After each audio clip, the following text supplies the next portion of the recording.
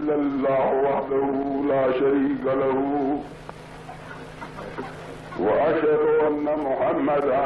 عبده ورسوله. میں اپنے ابتدائی وقت کی تنگی کی وجہ سے ابتدائی حصہ مضمون کا کچھ چھوڑتا ہے.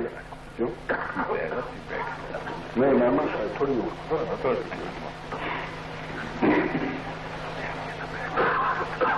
میں نے اس سال کی تقریر کا نام در مکنون رکھا ہے، یعنی غلافوں میں لپٹے ہوئے موتی.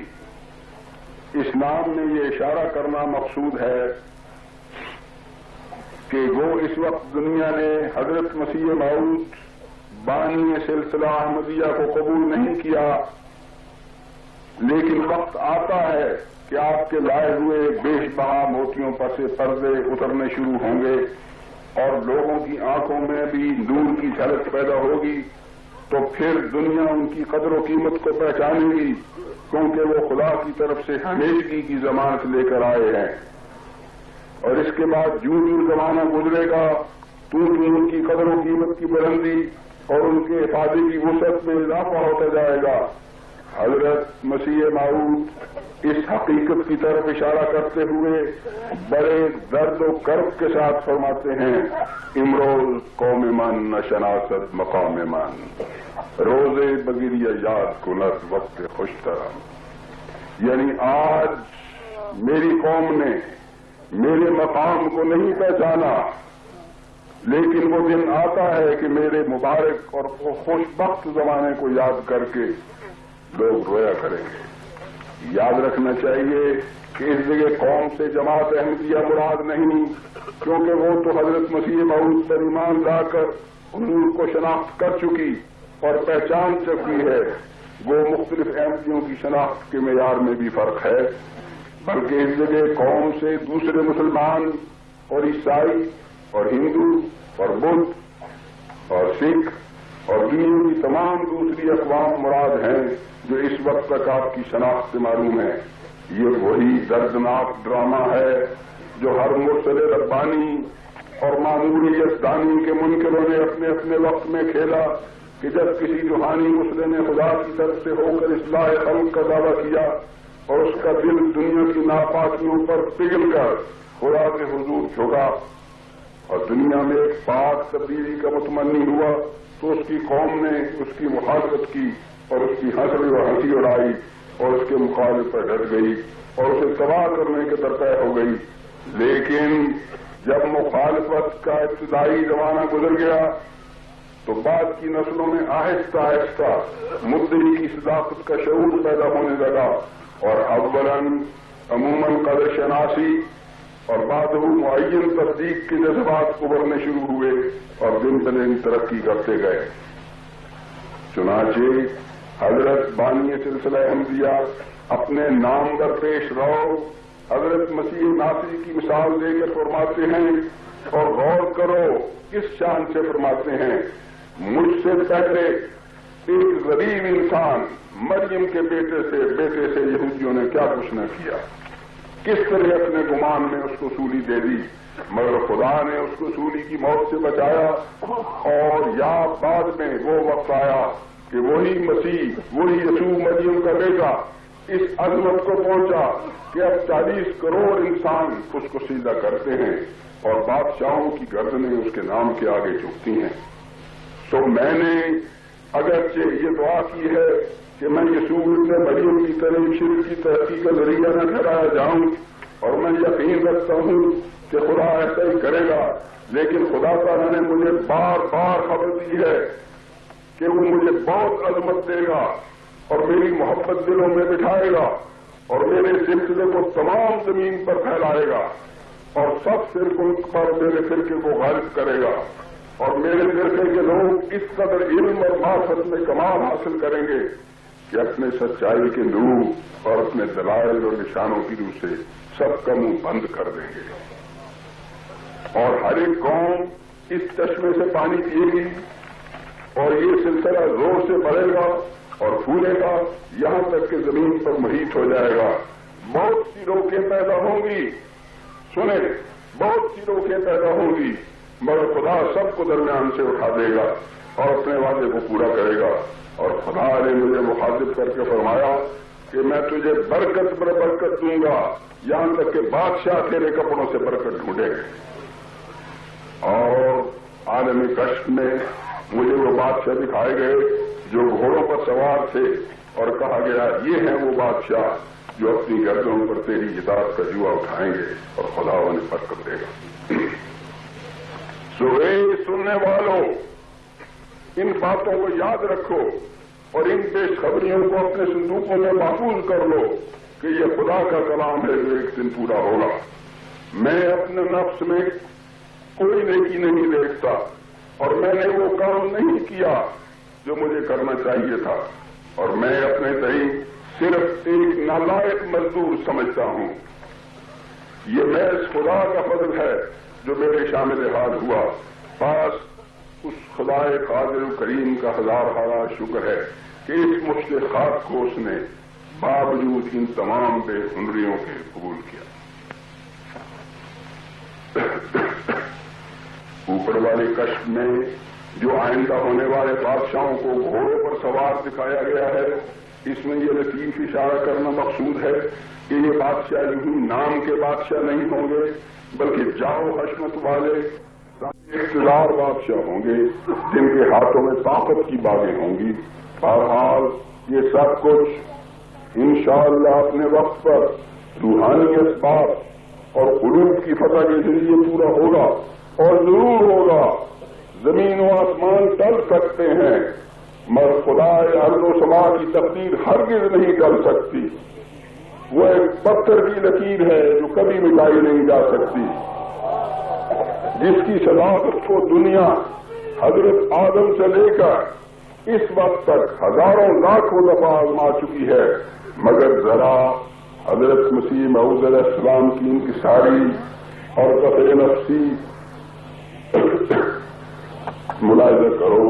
कि दुनिया के सामने तो खुदाई बातों पर भरोसा करके यूं गरजते हैं कि जैसे एक शेर बबर अपने शिकार के सामने गरजता है, मगर जब खुदा के सामने खड़े होते हैं तो इंतहाई आज़ी के साथ अपने आप को एक नालायक मजदूर और एक मुश्किल खाक के अल्फाज से याद करते हैं। हक ये है, दोस्त गौर से सुने,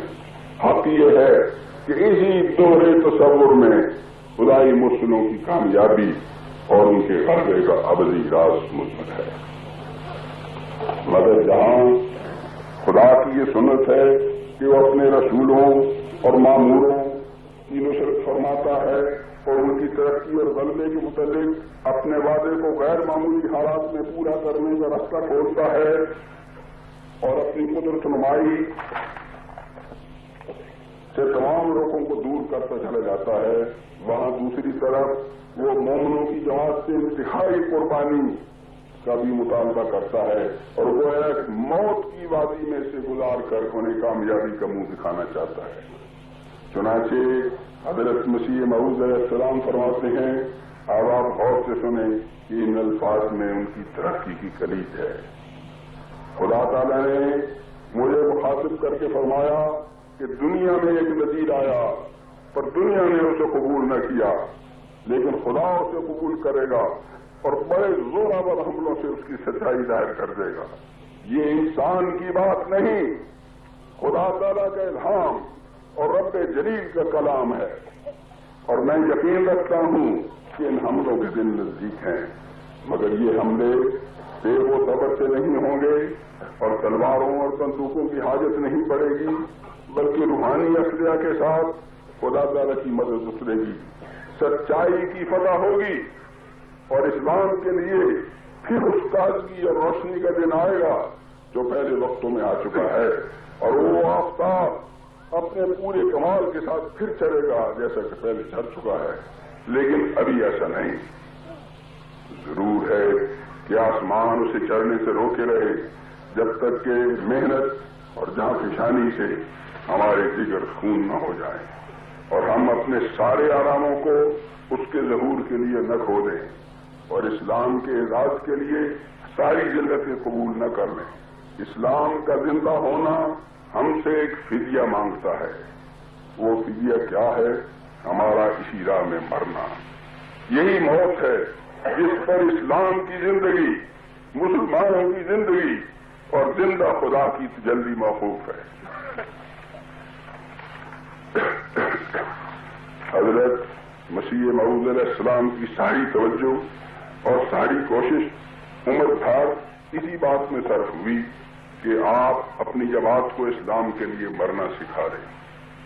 چنانچہ آپ کی اس تعلیم کے مدحت آپ کی جماعت میں سے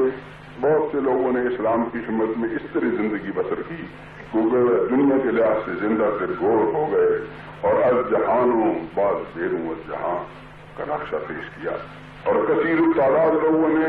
رسمی اور ظاہری وقت کے ذریعے بھی اسلام کی خاطر موت کی زندگی قبول کی اور دنیاوی ترقیوں کو خیر بات کہا. اور بعض نے صداقت کی خاطر جسمانی موت کا مزہ بھی چکھا اور شہادت کا درجہ پایا. اور حضرت مسیح موعود علیہ السلام نے جہاں تابن ان کی جسمانی جدائی پر صدمہ محسوس کیا، وہاں ایک سچے روحانی مسلح کی حیثیت میں ان کی غیر معمولی قربانی پر روحانی مسرت کا بھی اظہار فرمایا. چنانچہ جب صاحبزادہ سید عبداللطیف صاحب مرحوم کو قابل کی حکومت نے احمدیت کی صداقت قبول کرنے کی بنا پر نہایت ظالمانہ طریق پر زمین میں کمر تک گاڑ کر سنسار کر دیا تو حضرت مسیح موعود نے اس کی اطلاع ملنے پر لکھا کہ اے عبداللطیف، تیرے پر ہزاروں رحمتیں کہ تو نے میری زندگی میں ہی اپنے صدق کا نمونہ دکھایا، اور جو لوگ میری جماعت میں سے میرے موت کے بعد رہیں گے میں نہیں جانتا کہ وہ میرے بعد کیا کام کریں گے.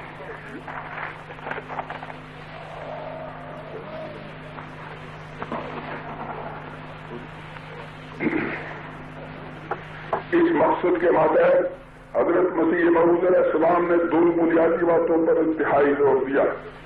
ایک خدا تعالی کی کامل توحید پر ایمان لانا اور دوسرے حضرت صلی اللہ علیہ وسلم کی رسالت پر ایمان لا کر آپ کے ساتھ کامل محبت اور آپ کی اطاعت کا سچا عہد کرنا. اور یہی وہ دو باتیں ہیں جن کی کلمہ طیبہ لا الہ الا اللہ محمد رسول اللہ میں تعلیم دی گئی ہے. آپ اکثر فرمایا کرتے تھے کہ خدا تعالیٰ کے رسولوں پر ایمان لانے کے بغیر انسان حقیقی توحید کا سبق کبھی نہیں سیکھ سکتا. نیچر کا مطالعہ اور عقلی دلیلیں انسان کو صرف اس حد تک لے جاتی ہیں کہ کوئی خدا ہونا چاہیے، لیکن اس کے آگے یہ مقام کہ خدا واقعی موجود ہے رسولوں کے ذریعے حاصل ہوتا ہے. اور فرمایا کرتے تھے کہ ہونا چاہیے اور ہے میں زمین و آسمان کا فرق ہے، کیونکہ جہاں ہونا چاہیے کا مقام محض شک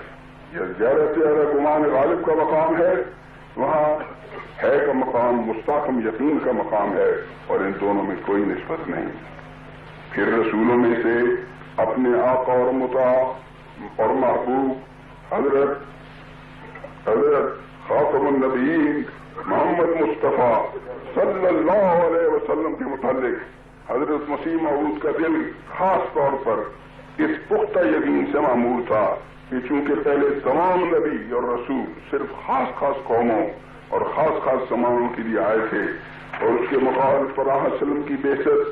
ساری قوموں اور سارے زمانوں کے لیے ہے. اس لیے کامل توحید الہی کا سبق دنیا کو صرف آپ ہی کے وجود باوجود کے ذریعے حاصل ہوا ہے، اور پہلا کوئی نبی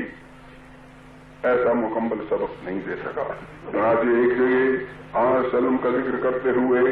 انتہائی محبت کے ساتھ فرماتے ہیں سب پاک ہے پیغمبر ایک دوسرے سے بہتر، لے کر خدائے برتر خیر الورا یہی ہے. پہلوں سے خوب تر ہے، خوبی میں کمر ہے، اس پر ہر ایک نظر ہے، بدر الدجا یہی ہے. پہلے تو راہ میں ہارے پار کس نے ہیں اتارے، میں جاؤں اس کے وارے بس نا خدا یہی ہے. الغرض حضرت مسیح موعود بانی سلسلہ احمدیہ کے تینوں مذہب کا یہی دو بڑے ستون تھے، ایک توحید الہی اور دوسرے رسالت محمد صلی اللہ علیہ وسلم. انہی کے ذریعے آپ نے اپنی جماعت کی اخلاقی اور روحانی تربیت فرمائی. اور انہیں کے ذریعے آپ دنیا بھر میں اصلاح کا کام سر انجام دینا چاہتے تھے، اور آپ کا سارا تبلیغی اور تربیتی جہاد انہیں دو عظیم شان نقطوں کے ارد گرد گھومتا ہے۔ خدا ایک ہے، اپنی ذات میں ایک اور اپنی صفات میں ایک، اور ہر جہت سے وحدہ لا شریک، اور اس کے علم اور قدرت کی کوئی حد بندی نہیں، اور محمد رسول اللہ صلی اللہ علیہ وسلم خدا کے آخری صاحب شریعت نبی اور خاتم النبیین ہیں، جن کو قرآن جیسی کامل کتاب دی گئی، جو وحشی انسانوں کو مہذب انسان اور مہذب انسانوں کو بااخلاق انسان اور بااخلاق انسانوں کو باخدا انسان اور باخدا انسانوں کو خدا نما انسان بنانے کے لیے آسمان سے نازل ہوئی ہے۔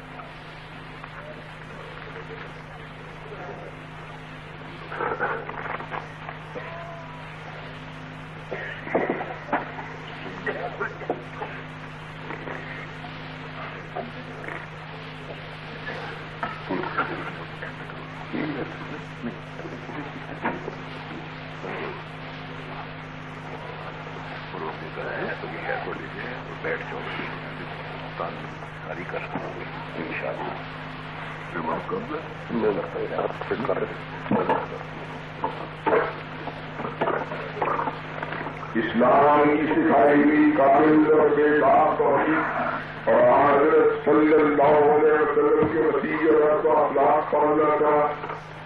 حضرت مسیح موعود علیہ السلام کی پاک فطرت پر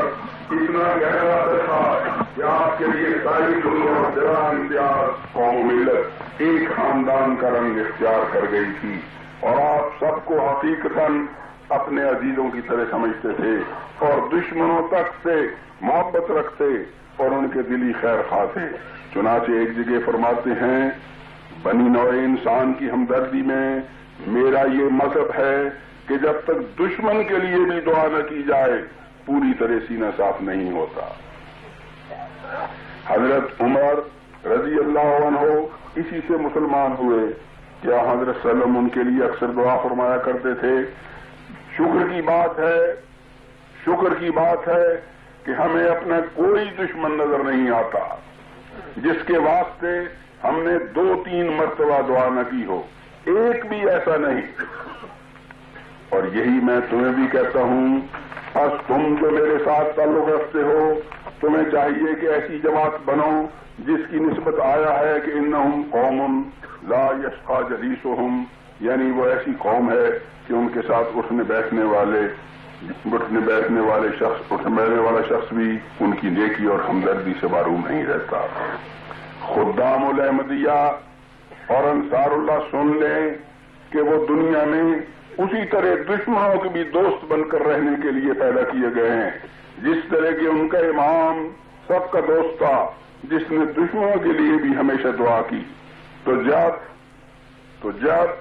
دشمنوں کے متعلق احمدیت کی یہ تعلیم ہے تو پھر خود سوچ لو کہ دوستوں اور بھائیوں کے ساتھ محبت اور اخوت اور قربانی اور اتحاد کا معیار کیسا بلند ہونا چاہیے۔ بے شک ہر سچے احمدی کا یہ فرض ہونا چاہیے کہ وہ دنیا سے بدی کو مٹانے کے لیے ہر وقت کوشاں رہے، مگر بدی اور بد میں بھاری فرق ہے۔ اسلام بدی کو پورے زور کے ساتھ مٹاتا ہے، مگر بد کو مٹانے کی بجائے نصیحت اور موعظہ حسنہ اور دعا کے ذریعے اصلاح کی طرف کھینچنے کی کوشش کرتا ہے، اور یہی صحیح رستہ ہے۔ حضرت مسیح موعود علیہ السلام نے پنڈت لیکھ رام جیسے بدگو دشمن اسلام کی ہلاکت پر بھی افسوس کا اظہار کیا اور فرمایا کہ میں اسے بچانا چاہتا تھا مگر وہ میری نصیحت کو رد کر کے ہلاکت کے گڑھے میں جا گرا۔ دراصل حضرت مسیح موعود علیہ السلام کے دل میں بلا امتیاز قوم و ملت، بنی نوع انسان کی ہمدردی اور دلداری کا جذبہ اس طرح کوٹ کوٹ کر بھرا ہوا تھا کہ وہ ایک پہاڑی چشمے کی طرح جو اوپر سے نیچے کو بہتا ہے ہمیشہ اپنے طبی بہاؤ میں زور کے ساتھ بہتا چلا جاتا تھا۔ حضرت منشی ظفر احمد صاحب کپور تھلوی مرحوم جو حضرت مسیح موعود کے ایک بہت پرانے اور مقرب صحابی تھے، روایت کرتے ہیں کہ ایک دفعہ منی پور آسام کے دور دراز علاقے سے 2 غیر احمدی مہمان حضرت مسیح موعود کا نام سن کر حضور کو ملنے کے لیے قادیان آئے اور مہمان خانے کے پاس پہنچ کر لنگر خانے کے خادموں کو اپنا سامان اتارنے اور چارپائی بچھانے کو کہا، لیکن ان خدام کو اس طرف فوری توجہ نہ ہوئی اور وہ ان مہمانوں کو یہ کہہ کر دوسری طرف چلے گئے کہ آپ یکے سے سامان اتاریں، چارپائی بھی آ جائے گی۔ ان تھکے ماندے مہمانوں کو یہ جواب ناگوار گزرا اور وہ رنجیدہ ہو کر اسی وقت بٹالے کی طرف واپس روانہ ہو گئے۔ مگر جب حضرت حضور کو اس واقعے کی اطلاع ہوئی تو حضور نہایت جلدی ایسی حالت میں کہ جوتا پہننا بھی مشکل ہو گیا، ان کے پیچھے بٹالے کے رستے پر تیز تیز قدم اٹھاتے ہوئے چل پڑے۔ چند خدام بھی ساتھ ہو گئے اور حضرت منشی ظفر احمد صاحب روایت کرتے ہیں کہ میں بھی ساتھ ہو لیا۔ حضور اس وقت اتنی تیزی کے ساتھ ان کے پیچھے گئے کہ قادیان سے 2-2.5 میل پر نہر کے پل کے پاس انہیں جا لیا اور بڑی محبت اور معذرت کے ساتھ اصرار کیا کہ واپس چلیں، اور فرمایا کہ آپ کے واپس چلے آنے سے مجھے بہت تکلیف ہوئی ہے، آپ یکے پر سوار ہو جائیں، میں آپ کے ساتھ پیدل چلوں گا۔ مگر وہ احترام اور شرمندگی کی وجہ سے سوار ہونے سے سوار نہ ہوئے اور حضور انہیں اپنے ساتھ لے کر قادیان واپس آ گئے اور مہمان خانے میں پہنچ کر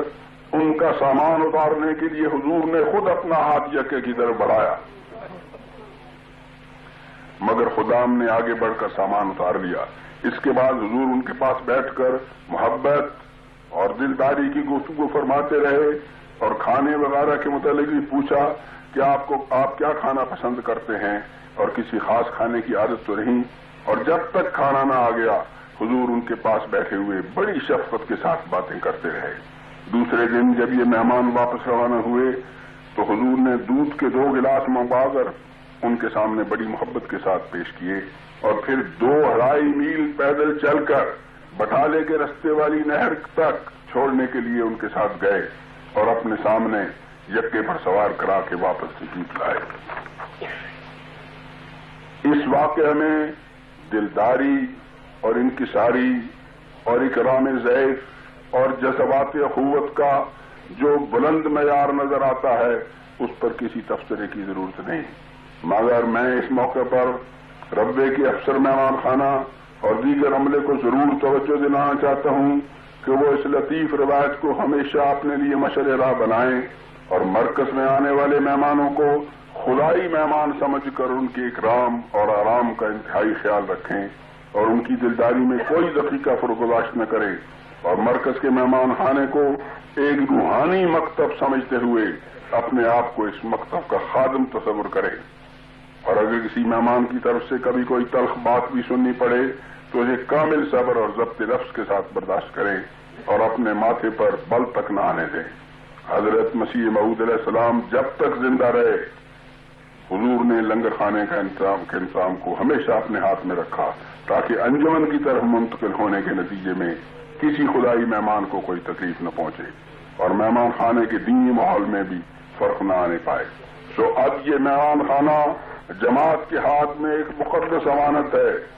اور خدا تعالیٰ دیکھ رہا ہے کہ مرکزی کارکن اس امانت کو کس طرح ادا کرتے ہیں۔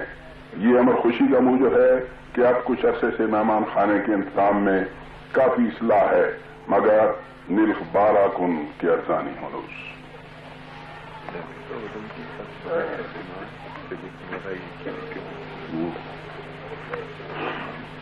دلداری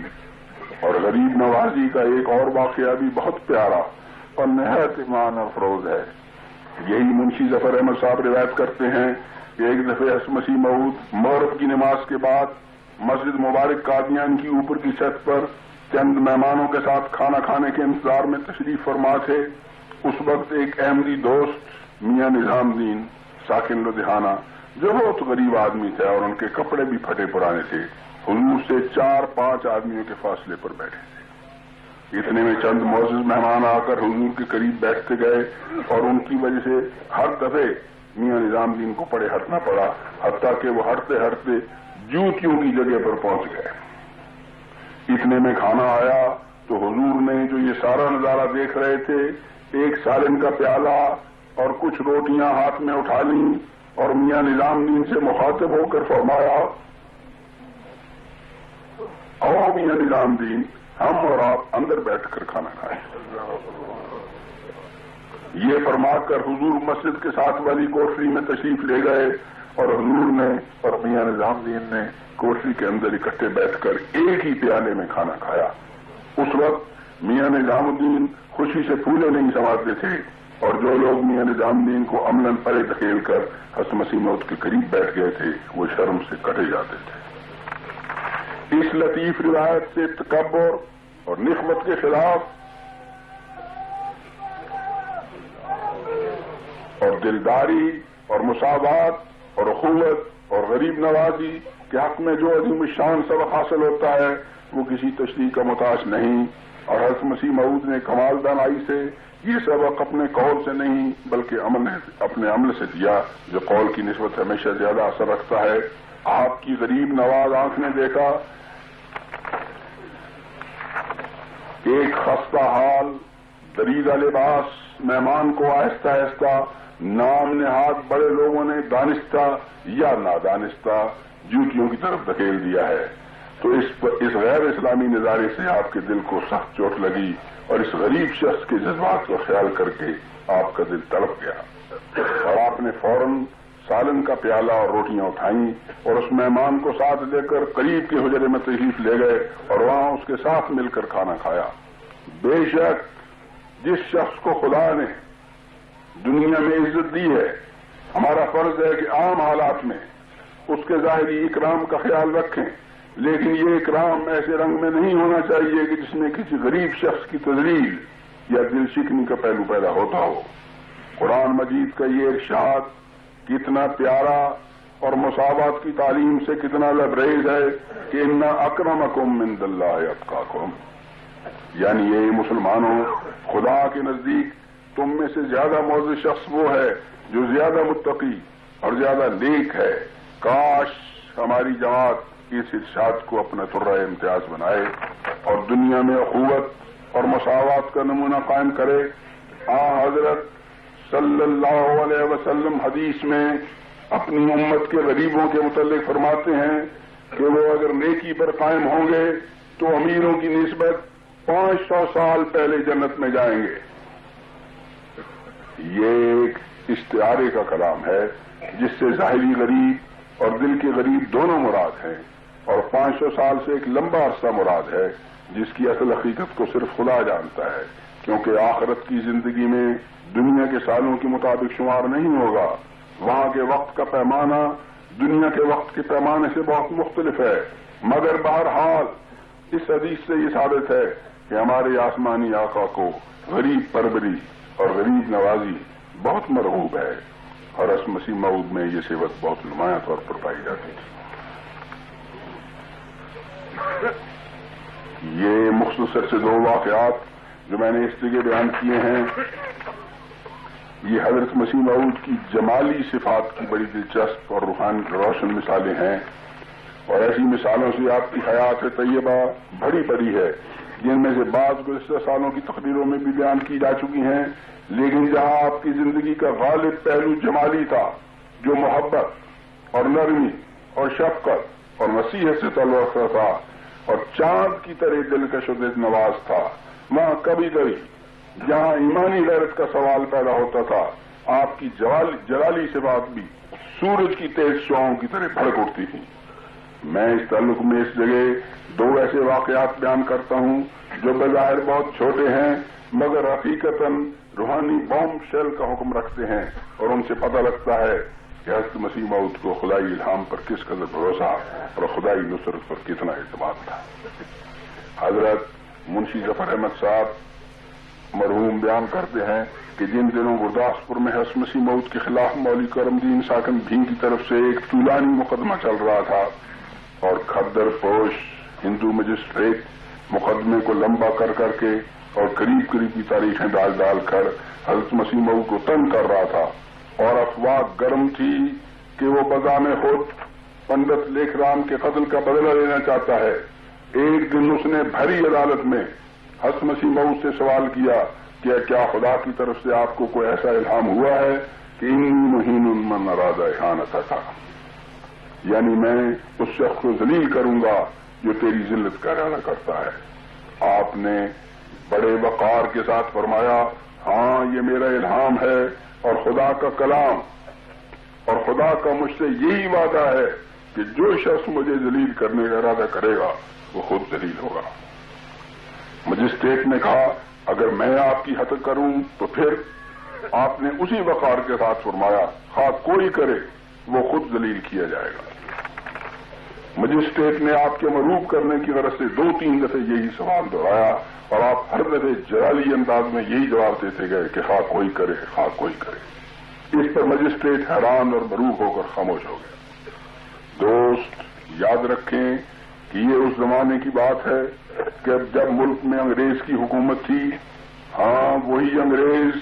جس کی خوشامد کا جماعت احمدیہ کو جھوٹا تانا دیا جاتا ہے، اور ظاہر ہے کہ یہ مجسٹریٹ میں انگریزی حکومت کے کھوٹے پر ہی ناشتا تھا، مگر باوجود اس کے جب ایمانی غیرت اور حق کی توحید کا سوال پیدا ہوا تو حضرت مسیح موعود سے بڑھ کر ننگی تلوار کوئی نہیں تھی۔ آپ نے اپنی ایک نظم میں کیا خوب فرمایا ہے، بکار دین ترسم از جہانے کہ دارم رنگ ایمان محمد، یعنی میں دین کے معاملے میں سارے جہان سے بھی نہیں ڈرتا کیونکہ میں خدا کے فضل سے اپنے آقا محمد صلی اللہ علیہ وسلم کے ایمان کا رنگ رکھتا ہوں۔ دوسرا جلالی نوعیت سے تعلق رکھنے والا واقعہ بھی اسی عدالت کا ہے۔ مسٹر چندو لال مجسٹریٹ نے ایک دن عدالت میں لوگوں کا زیادہ ہجوم دیکھ کر عدالت کے کمرے سے باہر کھلے میدان میں عدالت کی کارروائی شروع کی، اور نامعلوم کس خیال سے عدالت کی کارروائی کے دوران میں حضرت مسیح موعود سے پوچھا کیا آپ کو نشان نمائی کا دعویٰ ہے؟ حضرت مسیح موعود نے جواب دیا ہاں خدا ہمارے ہاتھ پر نشان ظاہر فرماتا ہے۔ مجسٹریٹ کے اس سوال میں تان اور استہزاء کا رنگ تھا۔ حضرت مسیح موعود نے یہ جواب سن کر تھوڑی دیر سکوت فرمایا، گویا خدا کی طرف توجہ فرما رہے اور اس کی نصرت کے طالب ہو رہے ہیں، اور پھر بڑے جوش اور غیرت کے ساتھ فرمایا جو نشان آپ چاہیں میں اس وقت دکھا سکتا ہوں۔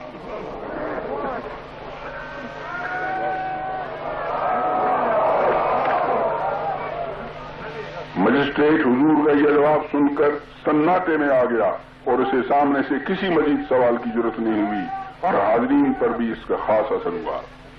یہ واقعہ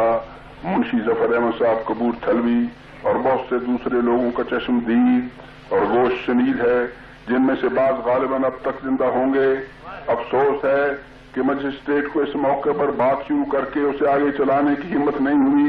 اور نہ اس نے از خود نشان نمائی کا ذکر چھیڑنے کے بعد حضرت مسیح موعود کے جلالی جواب پر نشان طلبی کی جرت کی، ورنہ نہ معلوم دنیا کتنا عظیم الشان نشان دیکھتی۔ مگر کیا خود نشان طلب کرنے کے بعد پھر حق کی آواز سن کر مروب ہو جانا اپنی ذات میں ایک نشان نہیں؟ یقیناً اس وقت کے لحاظ سے یہی ایک عظیم الشان نشان تھا کہ مکذب نے از خود ایک نشان مانگا، مگر حضرت مسیح موعود کے جواب سے ڈر کر خاموش ہو گیا۔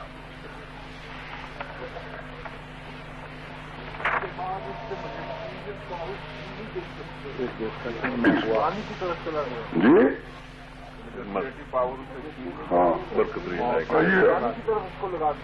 یہ بھی لدھیانے کے ہیں، یہ تو خدائی گرفت ہوئی جو اس نے آگے بات تو نہیں چلے لیکن خدا نے تو پکڑ لی۔ اس جگہ یہ اصولی بات بھی ضرور یاد رکھنی چاہیے کہ نشان نمائی اور معجزات اور کرامات کا دکھانا دراصل خدا تعالیٰ کے اختیار میں ہے، اور رسول یا ولی صرف خدا کی قدرت کا اعلی کار بنتا ہے، ورنہ اسے از خود معجزہ نمائی کی طاقت حاصل نہیں ہوتی۔ اسی لیے قرآن فرماتا ہے کہ انما الآیات عند اللہ، یعنی معجزات خدا کے اختیار میں ہیں، وہ جب اور جس طرح چاہتا ہے اپنے رسولوں کے ذریعے نشان ظاہر کرتا ہے، مگر بعض اوقات خدا تعالیٰ کی یہ بھی سنت ہے کہ وقتی طور پر اپنے نبیوں اور رسولوں میں معجز نمائی کی طاقت ودیت فرما دیتا ہے، جیسا کہ حضرت صلی اللہ علیہ وسلم کے معجزہ شق القمر یا جنگ بدر میں کافروں پر کنکری کی مٹھی بھر کر پھینکنے کے وقت ہوا، جبکہ ماں علیہ وسلم کے ہاتھ کے اشارے سے خارق عادت معجزے کی صورت پیدا ہو گئی۔ ایسے معجزات اصطلاحی طور پر ابتدائی معجزات کہلاتے ہیں اور معجزات کی دنیا میں استثناء کا رنگ رکھتے ہیں۔ سو معلوم ہوتا ہے کہ اس موقع پر بھی حضرت مسیح موعود کے ساتھ یہی ہوا کہ شروع میں آپ مجسٹریٹ کے سوال پر صرف یہ اصولی بات فرما کر خاموش ہو گئے کہ خدا میرے ہاتھ پر نشان ظاہر فرماتا ہے، لیکن جب خدائی غیرت جوش میں آئی اور اس نے اپنی خاص نصرت سے آپ کے اندر وقتی طور پر اقتداری معجزے کی طاقت اور کیفیت ودیت فرما دی تو آپ نے بڑے جوش اور جلال کے ساتھ فرمایا جو نشان آپ چاہیں میں اس وقت دکھا سکتا ہوں، مگر افسوس ہے کہ مجسٹریٹ کے مبعوث ہو کر خاموش ہو جانے کی وجہ سے ہم ایک بڑے نشان سے محروم ہو گئے۔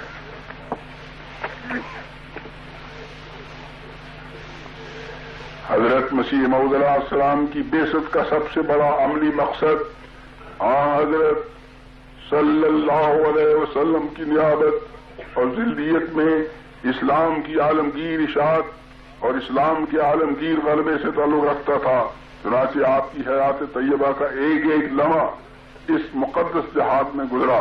اور یہ جہاد صرف ایک محاذ تک محدود نہیں تھا بلکہ آپ کو اسلام کے غلبے کی خاطر دنیا کے ہر مذہب کے ساتھ برسر پیکار ہونا پڑا، اور آپ نے خدا کے فضل سے ہر محاذ پر فتح پائی، حتیٰ کہ آپ کی وفات پر آپ کے مخالفوں تک نے آپ کو فتح نصیب جرنیل کے شاندار لقب سے یاد کیا۔ لیکن اس جگہ آپ کی تمام مقدس جنگوں کی تفصیل، یہ مختصر سا مقالہ اس تفصیل کا حامل ہو سکتا ہے، مگر خدا کا کرنا ایسا ہوا کہ اس نے اپنی قرآنی وعدہ لیظہرہ علی الدین کلہ کے عالمگیر نشان کی ایک موٹی مثال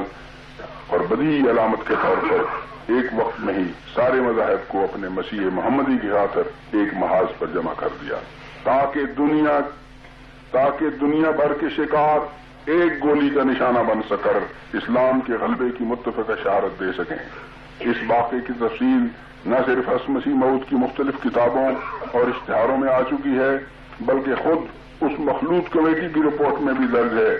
جو جلسہ اعظم مذاہب کے انتظام کے لیے مقرر ہوئی تھی اور مختلف مذاہب کے نمائندوں پر مشتمل تھی، اور یہ ساری رپورٹیں ایک ہی حقیقت کی حامل ہیں، اور وہ یہ کہ مذاہب عالم کی اس عظیم الشان جلسے میں حضرت مسیح موعود کے مضمون کے ذریعے اسلام کو ایسا غلبہ حاصل ہوا جو فی الواقع بے مثال تھا۔ میں اس جگہ حضرت مسیح موعود کے قدیم صحابی حضرت بھائی عبدالرحمان صاحب قادیانی کی روایت کا خلاصہ درج کرتا ہوں، جس کے بعد حصے ابھی تک حقیقتاً در مکنون یعنی غلافوں کے اندر چھپے ہوئے موتیوں کا رنگ رکھتے ہیں، کیونکہ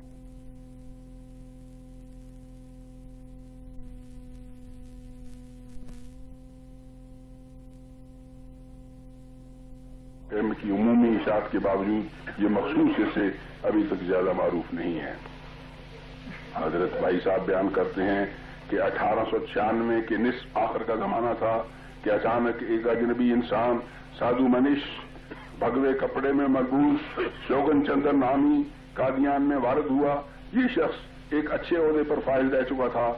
اور اب اپنی بیوی بچوں کے فوت ہو جانے کے بعد دنیا سے کنارہ کش ہو کر صداقت اور خدا کی تلاش میں ادھر ادھر گھوم رہا تھا اور اس بات کی طلب رکھتا تھا کہ اسے سچے رستے کا نشان مل جائے۔ اسی جستجو میں حضرت مسیح موعود کا نام سن کر قادیان آیا اور بہت جلد قادیان کی مجالس کا ایک بے تکلف ممبر نظر آنے لگا۔ حضرت مسیح موعود علیہ السلام نے اس کی باتیں سن کر اور خواہش معلوم کر کے فرمایا کہ ہماری تو بعثت کی غرض یہ ہے کہ مذاہب کے اختلاف کا فیصلہ کر کے دنیا کو سچے خدا کا رستہ دکھائیں،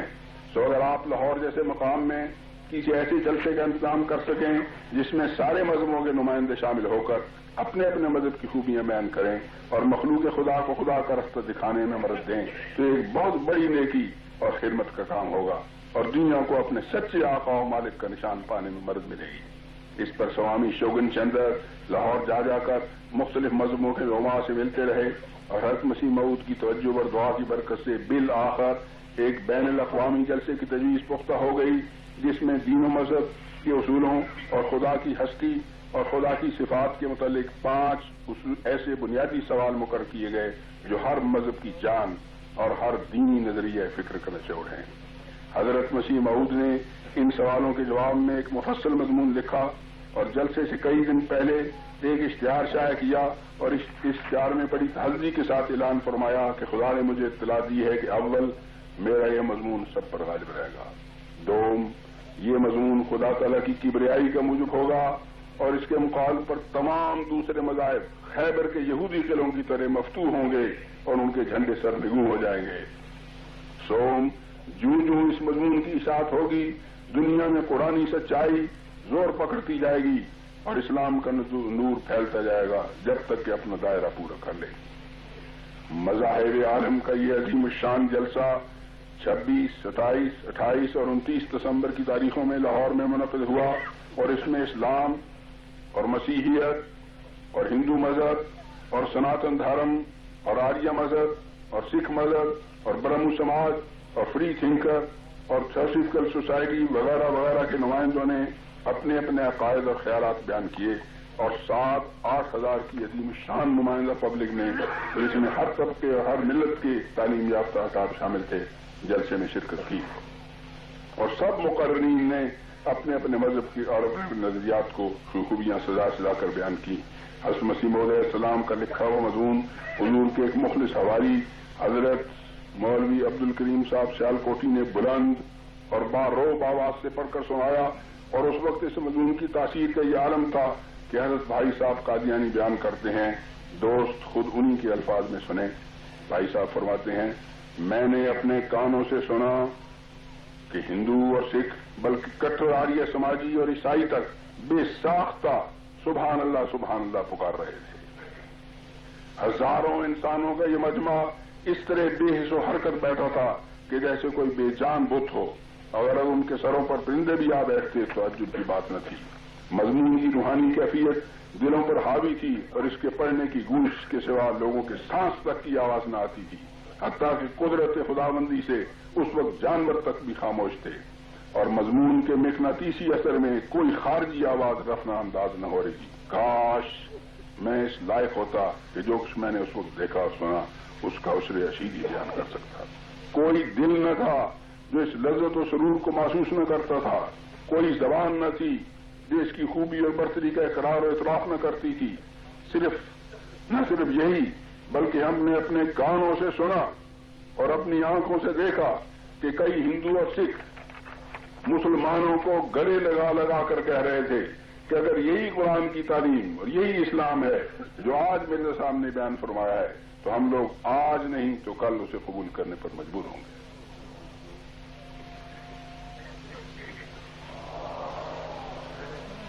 اس مضمون کے متعلق حضرت منشی جلال الدین صاحب بلانوی مرحوم، جنہوں نے جلسے میں پڑھے جانے کے لیے اس مضمون کی صاف نقل تیار کی تھی، بیان کرتے ہیں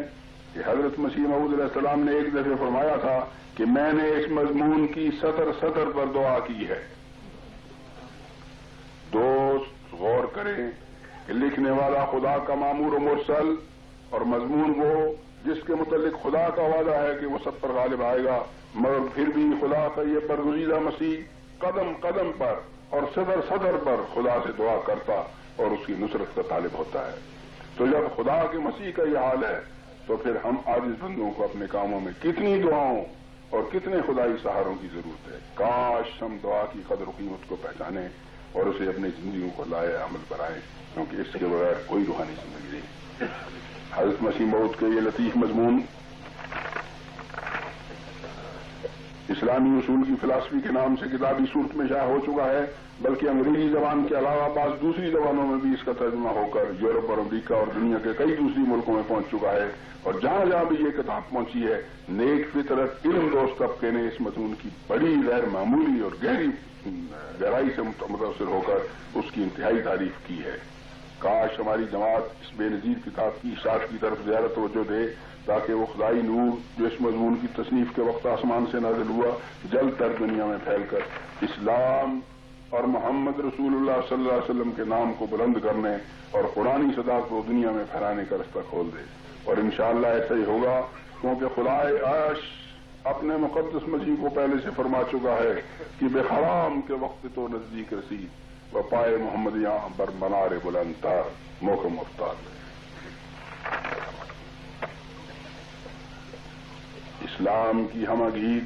اور فاتحانہ تبلیغ کے لیے عربی زبان کا اعلیٰ درجے کا علم ضروری ہے، کیونکہ قرآن عربی زبان میں نازل ہوا تھا اور وہ ایک عجیب و غریب روحی عالم کی حیثیت رکھتا ہے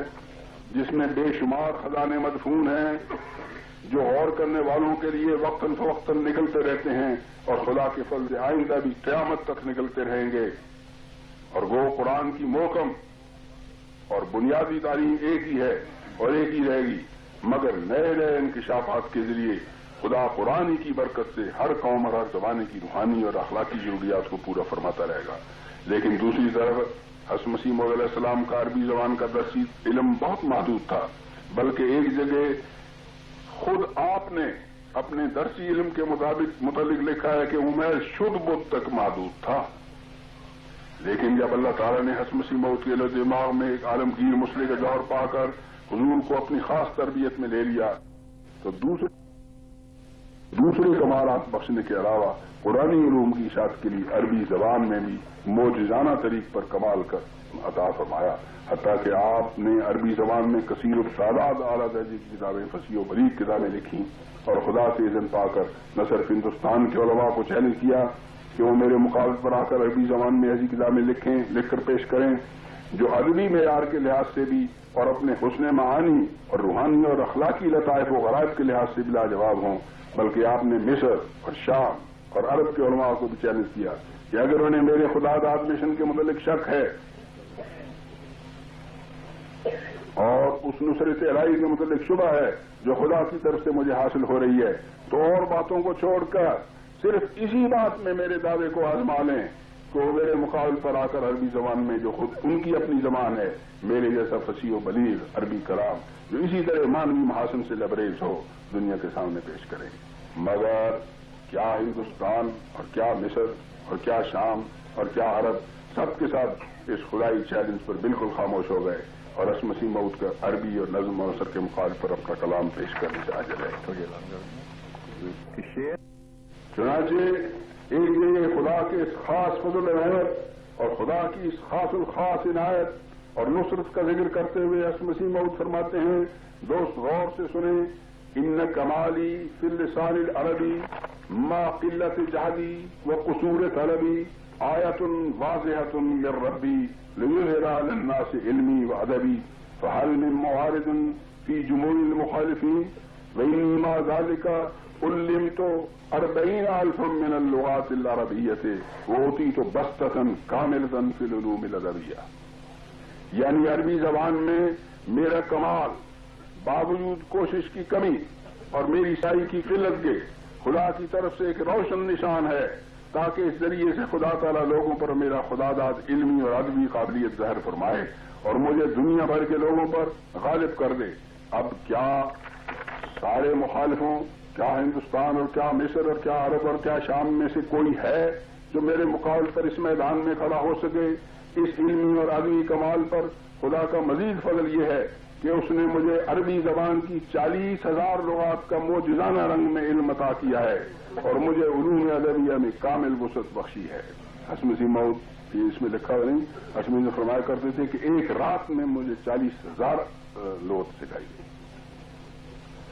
حضرت مسیح موعود السلام کا عربی زبان میں خدا تعالیٰ سے غیر معمولی نصرت پانا اور وحی الہی کے ذریعے اس زبان میں کمال حاصل کرنا اور خدا کی طرف سے 40,000 لغات کا سکھایا جانا ایک زمانی دعویٰ نہیں تھا، بلکہ یہ ایک ایسا دعویٰ تھا جس کی صداقت پر آپ کی سارے مخالفوں نے انتہائی مخالفت کے باوجود اپنی خاموشی اور بلکہ اپنے گریز کے ساتھ مہر لگا دی، اور کوئی ایک فرد واحد بھی اس چیلنج کو قبول کرنے کے لیے آگے نہیں آیا، بلکہ آپ کا یہ دعویٰ تو ایسا شاندار تھا کہ اس پر سمجھدار غیر احمدی علماء تک نے واضح الفاظ میں آپ کی تصدیق کی اور آپ کی تعریف فرمائی ہے۔ چنانچہ بر عظیم ہندو پاکستان کے ایک بڑے عالم اور غیر احمدی مفکر علامہ نیاز فتح پوری اپنے اخبار نگار میں لکھتے ہیں، حضرت مرزا صاحب کی عربی دانی سے مخاطب کا انکار کرنا حیرت کی بات ہے۔ شاید آپ کو معلوم نہیں کہ مرزا صاحب کے عربی کلام، نظم و نثر کی فصاحت و بلاغت کا اعتراف خود عرب کے علماء اور فضلاء نے کیا ہے، حالانکہ انہوں نے کسی مدرسے میں عربی اور دین ادبیات کی تعلیم حاصل نہیں کی تھی۔ اور میں سمجھتا ہوں کہ حضرت مرزا صاحب کا یہ کارنامہ بڑا زبردست ثبوت ان کے فطری اور وہبی کمالات کا ہے۔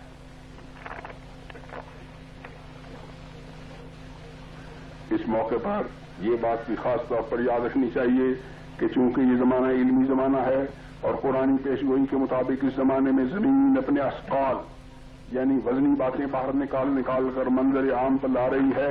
اس لیے خدا تعالیٰ نے اس زمانے کے مؤد کے لیے بھی یہی پسند فرمایا ہے کہ اسے زیادہ تر علمی معجزات سے ہی نوازا جائے اور پرانے زمانے کی ظاہری چمک دمک والی باتوں سے حتی الوسع اجتناب کیا جائے، حتیٰ کہ حضرت سرور کائنات فخر رسول صلی اللہ علیہ وسلم کے مبارک زمانے میں بھی حضرت موسیٰ کے عصا اور ید بیضا والے معجزات کی بجائے خدا تعالیٰ نے قرآن کی فصاحت و بلاغت اور قرآن کی عجیب و غریب روحانی اور اخلاقی محاسن والا معجزہ پیش کیا، اور یا ان عظیم الشان پیشگوئیوں پر اپنے افضل رسول کی صداقت کی بنیاد رکھی جو آج سے 1300 سال قبل سے شروع ہو کر آج تک پوری ہو کر اسلام کی سچائی پر مہر لگاتی چلی آئی۔ حضرت صلی اللہ علیہ وسلم نے فرمایا کہ قریش مغلوب ہوں گے اور مکہ فتح ہوگا، اور مکہ فتح ہو کر رہا۔ حضرت وسلم نے فرمایا کہ سارے عرب پر اسلام کی حکومت قائم ہوگی، اور اسلام کی حکومت قائم ہو کر رہی۔ حضرت وسلم نے فرمایا کہ میرے ماننے والوں کے ہاتھوں سے کسرا اور قیصر کی حکومتوں خاک میں ملیں گی، اور وہ خاک میں مل کر رہی، اور ان کے خزانے مسلمانوں کے ہاتھ آئے۔ حضرت وسلم نے فرمایا کہ قرآن کی روحانی تاثیرات سے میرے پیرو علم و معرفت میں آسمان کے ستارے بنیں گے، اور وہ ستاروں سے بھی آگے پہنچے اور دنیا کے لیے چاند اور سورج کا مرتبہ پایا، بلکہ یہاں سلم کے بوئے ہوئے بیچ سے سینکڑوں سال تک اولیاء اور صلحاء کی ایک ایسی جماعت پیدا ہوتی گئی جس نے آسمان ہدایت میں گویا کہکشاں کا سسما پیدا کر دیا۔ اور بالآخر حضرت وسلم نے یہ بھی فرمایا کہ ایک لمبے زمانے کے بعد میری امت میں تنزل کے آثار پیدا ہوں گے، اور یاجوج و ماجوج اور غاروں میں چھپے ہوئے صلیبی اور امبردار اپنی نیند سے بیدار ہو کر سر اٹھائیں گے اور مسلمانوں کو کچلنے کے لیے ہر بلندی سے بھاگے آئیں گے، اور آج وہ بھاگے آ رہے ہیں۔ یہ سب کچھ اور ان کے ساتھ بے شمار دوسری باتیں پوری ہوئی، اور اس طرح مسلمانوں کے تنزل میں بھی اسلام کی صداقت کا سورج چمکا، کیونکہ یہ تنزل بھی آسلم کی پیشگوئی کے عین مطابق ہے۔ مگر ہمارا آقا بے وفا آقا نہیں تھا جو اپنے گرتے ہوئے خادموں کا ہاتھ چھوڑ کر الگ ہو جاتا۔ اس نے جہاں مسلمانوں کے تنزل کی پیشگوئی فرمائی تھی، وہاں اس کے ساتھ یہ بھی فرمایا تھا کہ جب آخری زمانے میں مسلمانوں پر غیر معمولی تنزل آئے گا تو خدا تعالیٰ میری امت میں سے ایک مسیل مری اور مہدی پیدا کرے گا جو گرتے ہوئے مذہب کو سنبھال کر اور گرتی ہوئی قوم کو سہارا دے کر انہیں پھر اوپر اٹھا دے گا، اور اس کے ذریعے اسلام نہ صرف خطرے سے بچ جائے گا بلکہ بالآخر دنیا میں ایک انقلابی صورت پیدا ہوگی، اور کے مادہ پرست لوگ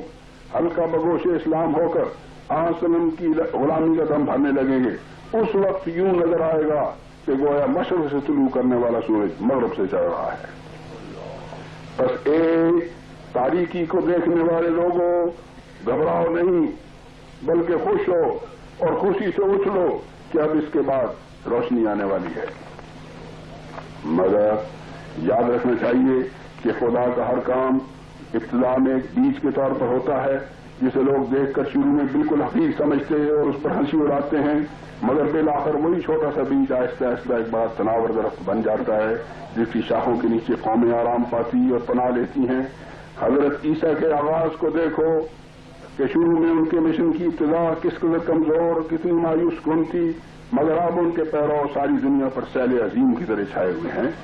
بلکہ حضرت سرور کائنات فخر رسول ہی کے آغاز کو دیکھو کہ یہ بنی آدم کا سالار اعظم شروع میں مکے کی گلیوں میں کس کمزوری اور ورسی کی حالت میں پھرتا تھا، مکے رائش کو پھانسی اڑاتے تھے، مگر جب یہ بظاہر چھوٹا سا بیج عرب کی زمین میں سے پھوٹ کر نکلا تو کس طرح دیکھتے ہی دیکھتے تمام معلوم دنیا پر رحمت کا بادل بن کر چھا گیا۔ یہی ترقی انشاءاللہ اسلام کے لیے احمدیت کے دور میں مقدر ہے۔ جو لوگ زندہ رہیں گے وہ دیکھیں گے حضرت مسیح موعود علیہ السلام کس جلال اور کس یقین کے ساتھ فرماتے ہیں، سنو دیکھو وہ زمانہ چلا آتا ہے بلکہ قریب ہے کہ خدا اس سلسلے کی دنیا میں بڑی قبولیت پھیلائے گا، اور یہ سلسلہ مشرق اور مغرب اور شمال اور جنوب میں پھیلے گا، اور دنیا میں اسلام سے مراد صرف یہی سلسلہ ہوگا یہ باتیں انسان کی باتیں نہیں، یہ اس خدا کی وحی ہے جس کے آگے کوئی بات انہونی نہیں۔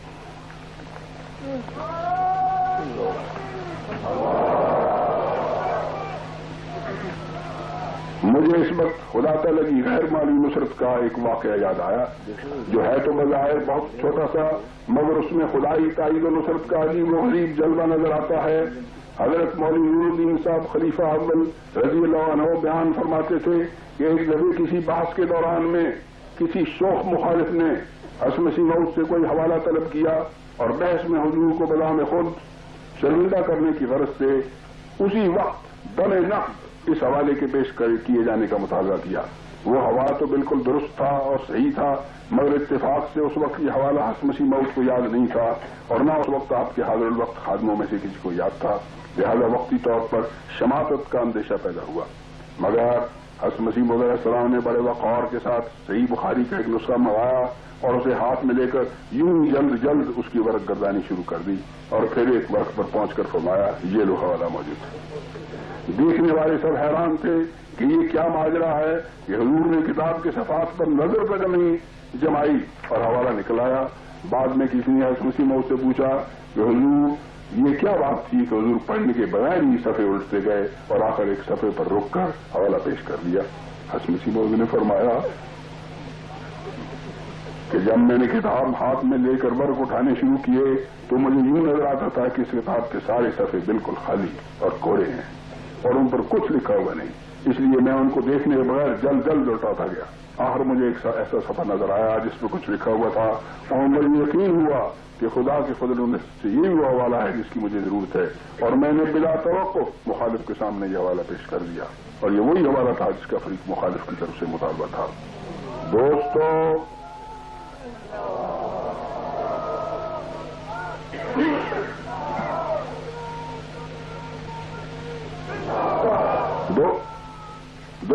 سنو اور غور کرو کہ ہمارے امام کے ساتھ اللہ تعالیٰ کی کیسی خارق عادت نصرت شامل حال تھی کہ جب مخالفوں کے ساتھ بحث کے دوران میں شماتت کا خطرہ پیدا ہوا تو ایک وفادار دوست اور مربی کے طور پر خدا تعالیٰ فوراً حسن مسیح موعود کی مدد کو پہنچ گیا اور کشفی رنگ میں ایسا تصرف فرمایا کہ حضور کی کتاب کے سارے صفحے خالی نظر آئے اور صرف اسی صفحے پر ایک تحریر نظر آئی جہاں مطلوبہ حوالہ درج تھا۔ یہ باتیں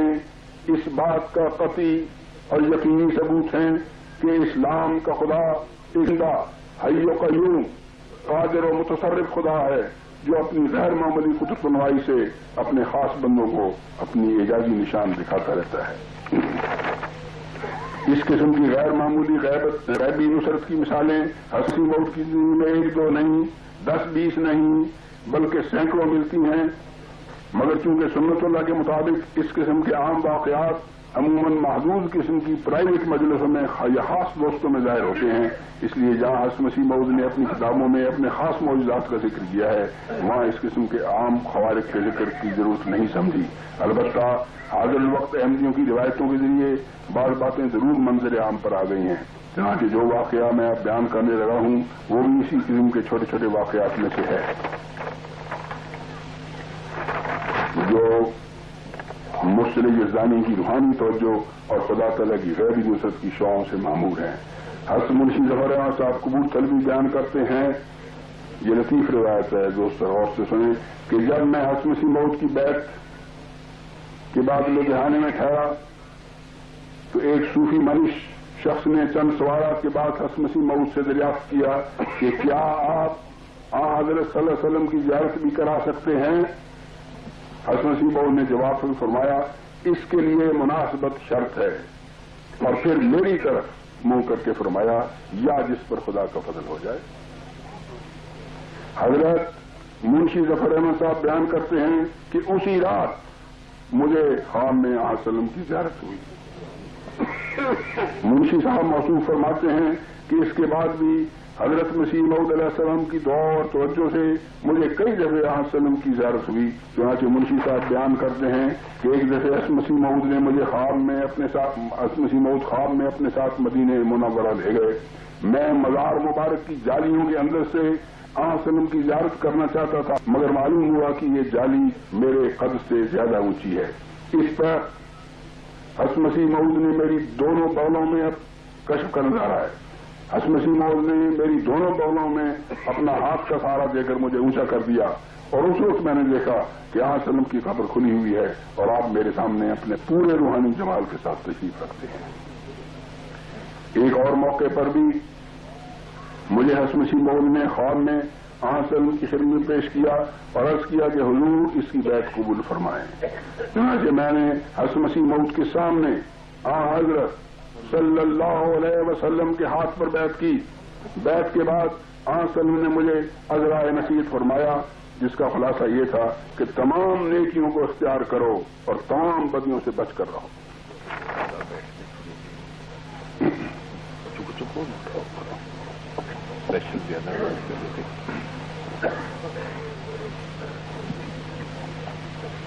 یہ وہ عظیم شان روحانی تاثیر ہے جو حسن مسیح موعود علیہ السلام کی پاک توجہ سے پیدا ہوئی، اور اس کے نتیجے میں حضرت منشی ظفر احمد صاحب کے لیے رسول مقبول کی زیارت کا ایک لمبا سلسلہ شروع ہو گیا، اور گویا حسن مسیح موعود کی دل کی خواہش اور آنکھ کے اشارے نے منشی صاحب مسعود پر روحانی فیوض کا غیر معمولی دروازہ کھول دیا۔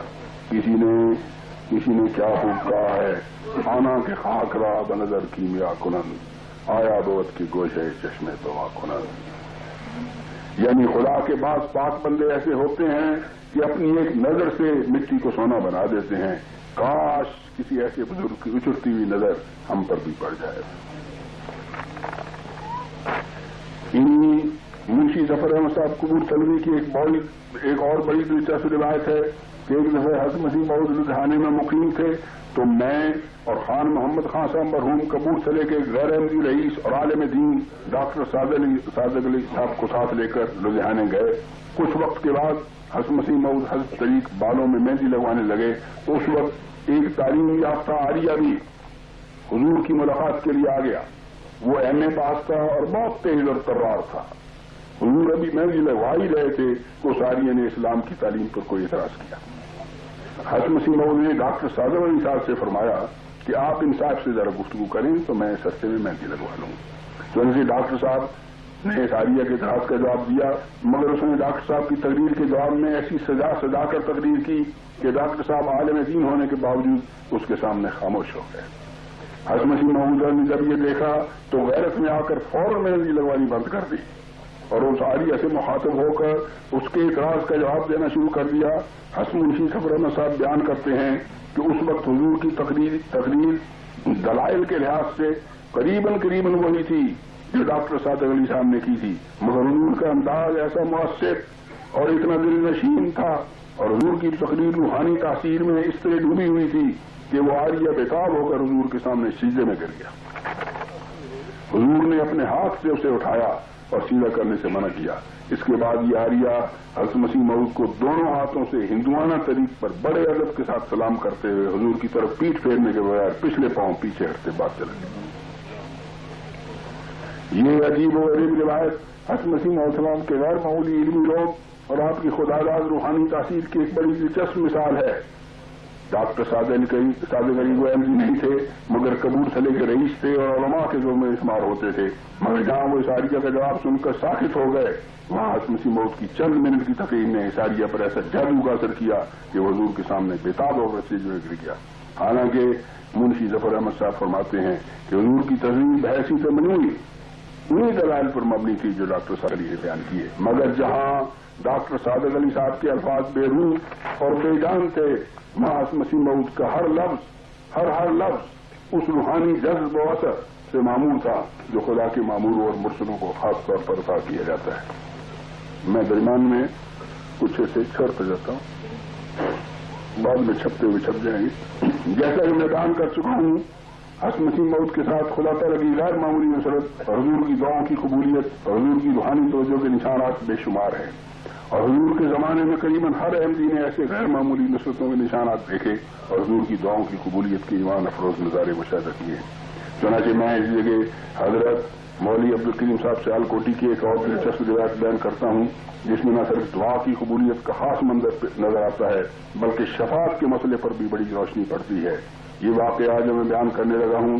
حضرت مسیح موعود کی کتب اور سلسلے کے اخباروں میں بھی مذکور ہو چکا ہے، مگر اس جگہ میں حضرت مولوی عبدالکریم صاحب سیالکوٹی کی روایت بیان کرنے پر اکتفا کروں گا۔ حضرت مولوی صاحب جو حضرت مسیح موعود کی ایک مقرب صحابی تھے اور نہایت ذیرک اور معاملہ فہم بزرگ تھے، بیان فرماتے ہیں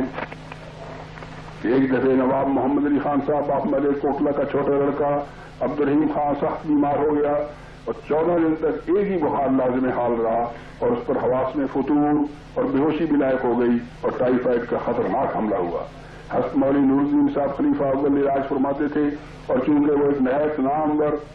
اور ماہر طبیب تھے اور غیر معمولی ہمدردی رکھتے تھے، اس لیے انہوں نے اپنے علم کی پوری قوت اور وسیع طاقت سے کام لیا، مگر بالآخر ذوق اور عزت کا اعتراف کر کے صفر انداز ہو جانے کے سوا کوئی راہ نظر نہ آئی اور بچہ دن بدن اور لہجہ بلہجہ کمزور ہو کر قبر کی طرف جھکتا چلا جاتا تھا۔ آخر حضرت مسیح موعود کی خدمت میں بڑی بےتابی کے ساتھ عرض کیا گیا کہ عبدالرحیم خان کی زندگی کے آثار اچھے نہیں، اب حالت بظاہر مایوس کن ہے۔ حضور پہلے ہی دعا فرما رہے تھے۔ حضرت مولوی نور الدین صاحب کی طرف سے اس خیال کا اظہار ہونے پر حضور نے زیادہ توجہ سے دعا کرنی شروع کی۔ حضور کے دل میں اس بچے کے متعلق بہت درد پیدا ہوا۔ حضور دعا فرما ہی رہے تھے کہ حضور پر خدا کی یہ فیصلہ کن وہی نازل ہوئی کہ تقدیر مبرم ہے اور ہلاکت مقدر۔ حضرت مولوی عبدالکریم صاحب بیان فرماتے ہیں کہ اس پر حضرت مسیح موعود نے فرمایا کہ جب خدا تعالیٰ کی قہری وحی نازل ہوئی تو میں بے حد مغموم ہوا اور اس وقت میرے منہ سے بے اختیار یہ الفاظ نکل گئے کہ یا الہی، اگر یہ دعا کا موقع نہیں تو میں اس بچے کے لیے شفاعت کرتا ہوں۔ اس پر خدا کی طرف سے یہ جلالی وحی نازل ہوئی کہ من ذا الذی یشفع عندہ الا باذنہ، یعنی خدا کے حضور اجازت کے بغیر کون شفاعت کر سکتا ہے۔ حضرت مسیح موعود فرماتے تھے کہ اس جلالی وحی سے میرا بدن کانپ گیا اور مجھ پر سخت ہیبت طاری ہوئی کہ میں نے بلا اذن شفاعت کی ہے، مگر 1-2 منٹ کے بعد ہی خدا تعالیٰ کی یہ وحی نازل ہوئی کہ انک انت المجاز، یعنی خدا تجھے شفاعت کی اجازت دیتا ہے۔ اس پر حضرت مسیح موعود نے شفاعت کے رنگ میں دعا فرمائی اور اس کے نتیجے میں بیمار بچہ لہجہ بلہجہ صحت یاب ہونا شروع ہو گیا۔ حضرت مولوی عبدالکریم صاحب بیان کرتے ہیں کہ اس کے بعد ہر ایک شخص جو اس بچے کو دیکھتا تھا اس کا دل خدا تعالیٰ کے شکر سے بھر جاتا تھا کہ لارب حضور کی دعا سے ایک مردہ زندہ ہو گیا ہے۔ دوست سوچیں اور غور کریں کہ یہ کتنا عظیم الشان نشان ہے کہ ماہر طبیب بچے کی حالت دیکھ کر اس کی صحت کے متعلق مایوسی کا اظہار کرتے ہیں اور صفر ڈال دیتے ہیں، بلکہ دعا ہونے پر خدا تعالیٰ بھی فرماتا ہے کہ تقدیر مبرم ہے، ہلاکت مقدر۔ مگر جب حضرت مسیح موعود خدا کی اجازت سے شفاعت کرتے ہیں تو یہ شفاعت خدا کے یہاں مقبول ہوتی ہے اور وہ ایک مردہ زندہ ہو کر قبر سے باہر آ جاتا ہے۔ سچ ہے، قدرت سے اپنی ذات کا دیتا ہے حق ثبوت، اس بے نشان کی چہرہ نمائی یہی تو ہے۔ اس روایت سے شفاعت کے مسئلے پر بھی بڑی دلچسپ روشنی پڑتی ہے۔ شفاعت بھی وہ ایک قسم دعا ہی کی ہے، مگر وہ عام دعا سے بہت بالا اور عرفہ چیز ہے۔ دراصل شفاعت کے معنی 2 چیزوں کے باہمی جوڑ کے ہیں۔ دعا کرنے والا تو صرف سوالی بن کر خدا کے سامنے کھڑا ہوتا ہے، مگر شفاعت کرنے والا اپنے خاص تعلق کا واسطہ دے کر اور اپنے آپ کو خدا سے پیوست کر کے خدا سے ایک چیز مانگتا ہے، اور ان دونوں میں زمین و آسمان کا فرق ہے۔ اسی لیے خدا نے اجازت کے بغیر شفاعت جاری نہیں رکھی، کیونکہ جب خدا کا کوئی خاص مقرب بندہ اپنے تعلق کا واسطہ دے کر خدا سے شفاعت کے رنگ میں کوئی چیز مانگتا ہے تو اس وقت خدا تعالیٰ کی محبت غیر معمولی طور پر جوش میں آتی ہے اور وہ اپنے بندے کے اکرام کی وجہ سے انکار نہیں کرنا چاہتا۔ لیکن کیونکہ انسان بعض اوقات دعا میں غلطی بھی کر سکتا ہے اور خدا سے ایسی چیز کے خلاف ہے، اس لیے خدا نے اپنی عظیم حکمت کے بعد یہ شرط مقرر کر رکھی ہے کہ اس کی اجازت کے بغیر شفاعت نہ کی جائے۔ اس روایت سے تقدیر کے مسئلے پر بھی بڑی لطیف روشنی پڑتی ہے اور اس قرآن آیت کی تفسیر گویا مجسم ہو کر سامنے آنکھوں کے سامنے آ جاتی ہے کہ اللہ غالب علی امرہ، اپنی تقدیر پر بھی غالب ہے اور خاص حالات میں اپنے فیصلے کو بدل سکتا ہے۔ چنانچہ باوجود اس کے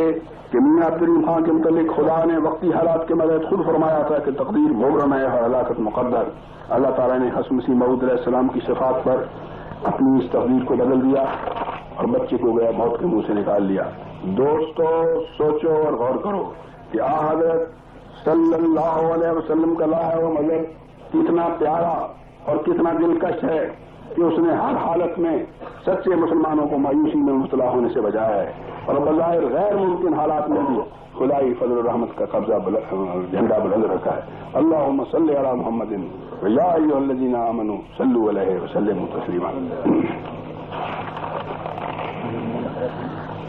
حضرت مسیح موعود کی دعاؤں کی قبولیت کے نشان تو بے شمار ہیں، جن کے ذکر سے آپ کی کتابیں بھری پڑی ہیں اور ہزاروں لاکھوں لوگ ان کے گواہ ہیں، مگر میں اس جگہ صرف ایک مزید واقعے کے ذکر پر اکتفا کرتا ہوں۔ میں اپنی گزشتہ سالوں کی تقریروں میں بیان کرتا ہوں کہ جب حضرت مسیح موعود کی وفات ہوئی تو اس وقت حضور کے گھر حضور کا گھر روپے پیسے سے بالکل خالی تھا، اور حضور اپنا آخری روپیہ بھائی عبدالرحمان صاحب قادیانی کے ذریعے اس گاڑی بان کو دے چکے تھے جس کی گاڑی میں حضور وفات سے قبل شام کے وقت سیر کے لیے تشریف لے گئے تھے۔ اس کے بعد اچانک حضرت مسیح موعود کی وفات ہو گئی اور حضور کا یہ الہام پورا ہوا کہ الرحیل ثم الرحیل، یعنی اب کوچ کا وقت ہے، آ گیا ہے، اب کوچ کا وقت آ گیا ہے۔ اور اس کے ساتھ ہی یہ الہام بھی ہوا کہ ڈرو مت مومنو، یعنی اے احمدیو، ہمارے مسیح کی وفات سے جماعت کو تب سخت دھکا پہنچے گا، مگر تم ڈرنا نہیں اور خدا کے ساتھ تعلق کو مضبوط رکھنا، پھر انشاءاللہ سب خیر ہے۔ اس کے بعد جب 26 مئی 1908 کو صبح 10 بجے قریب حضرت مسیح موعود کی وفات ہوئی تو جیسا کہ میں بتا چکا ہوں اس وقت ہمارا گھر دنیاوی مال و زر کے لحاظ سے بالکل خالی تھا۔ ہماری ہمشیرہ مبارکہ بیگم صلی اللہ تعالیٰ کی روایت ہے، اور یہ بات مجھے خود بھی مجمل طور پر یاد ہے کہ ہماری اماں جان یعنی حضرت ام المومنین رضی اللہ تعالیٰ عنہا نے اس وقت یا اس کے تھوڑی دیر بعد اپنے بچوں کو جمع کیا اور صبر کی تلقین کرتے ہوئے انہیں ان نہ بھولنے والے الفاظ میں نصیحت فرمائی کہ بچوں، گھر خالی دیکھ کر یہ نہ سمجھنا کہ تمہارے ابا تمہارے لیے کچھ نہیں چھوڑ گئے، انہوں نے آسمان پر تمہارے لیے دعاؤں کا بڑا بھاری خزانہ چھوڑا ہے جو تمہیں وقت پر ملتا رہے گا۔ یہ کوئی معمولی رسمی تسلی نہیں تھی جو انتہائی پریشانی کے وقت میں غم رسیدہ بچوں کو ان کی والدہ کی طرف سے دی گئی، بلکہ یہ ایک خدائی آواز تھی اور اس مسیح موعود کے شاندار الہام کی گونج تھی کہ الیس اللہ بکاف عبدہ، یعنی کیا خدا اپنے بندے کے لیے کافی نہیں؟ اور پھر اس وقت سے لے کر آج تک حضرت مسیح موعود علیہ السلام کی دعاؤں نے ہمارا اس طرح ساتھ دیا ہے اور اللہ کا فضل اس طرح ہمارے ساتھ حاضر رہا ہے کہ اس کے متعلق میں حضرت مسیح موعود کے ان الفاظ میں صرف یہی کہہ سکتا ہوں کہ اگر ہر بال ہو جائے سخنور تو پھر بھی شکر ہے امکان سے باہر۔ حق یہ ہے کہ اللہ تعالیٰ نے جس رنگ میں ہماری دستگیری فرمائی ہے اس کی مثال ملنی مشکل ہے، اور میں یقین رکھتا ہوں کہ اگر حضرت مسیح موعود علیہ السلام کی نزل نیکی اور تقوی اور اخلاص اور خدمت دین کے مقام پر قائم رہے گی تو حضور کی درد مندانہ دعائیں جن کا ایک بہت بھاری خزانہ آسمان پر جمع ہے قیامت تک ہمارا ساتھ دیتی چلی جائیں گی۔ اپنے بچوں کی آمینوں میں حضرت مسیح موعود نے خصوصیت کے ساتھ اپنی اولاد کے لیے اس درد و سوز اور اس آوازاری کے ساتھ دعائیں کی ہیں کہ میں جب بھی انہیں پڑھتا ہوں تو اپنے نفس میں شرمندہ ہو کر خیال کرتا ہوں کہ شاید ہماری کمزوریاں تو ان دعاؤں اور ان بشارتوں کے حقدار نہ ہوں، مگر پھر کہتا ہوں کہ خدا کی دین کو کون روک سکتا ہے۔ اور پھر حضرت مسیح موعود کے اس عجیب و غریب شعر کو یاد کرتا ہوں کہ تیرے میرے مربی کیا عجائب کام ہے، گھر سے بھاگیں جبر سے دیتا ہے قسمت کے ثمار۔ خدا کرے کہ ہم ہمیشہ نیکی اور دینداری کے رستے پر قائم رہیں، اور دنیا سے ہماری واپسی کا وقت آئے تو حضرت مسیح موعود علیہ السلام حضرت اماں جان رضی اللہ عنہا کی روحیں ہمیں دیکھ کر خوش ہوں کہ ہمارے بچوں نے ہمارے باپ اپنے آسمانی آقا کا دامن نہیں چھوڑا۔ دوستوں سے بھی میری یہی درخواست ہے کہ جہاں وہ اپنی اولاد کے لیے دین و دنیا کی بہتری کی دعا کریں اور کوئی احمدی کسی حالت میں بھی اس دعا کی طرف سے غافل نہیں رہنا چاہیے، وہاں وہ ہمارے لیے بھی دعا کریں کہ اللہ تعالیٰ ہمیں ہمیشہ صدق و صداقت پر قائم رکھے۔ حضرت مسیح موعود کی ان دعاؤں کو حضور نے اپنی اولاد کے لیے فرمائی ہیں، اور نیز ان دعاؤں کو جو حضور نے اپنی جماعت کے متعلق فرمائی ہیں، اور پھر ان بشارتوں کو جو خدا کی طرف سے حضور کو اپنی اولاد اور اپنی جماعت کے متعلق ملی ہیں بصورت احسن پورا فرمائے، اور ہماری کوئی کمزوری ان خدائی بشارتوں کے پورے ہونے میں روک نہ بنے، اور ہم سب خدا کے حضور سرخ روح ہو کر پہنچیں، آمین یا رب العالمین۔ میں نے ابھی بیان کیا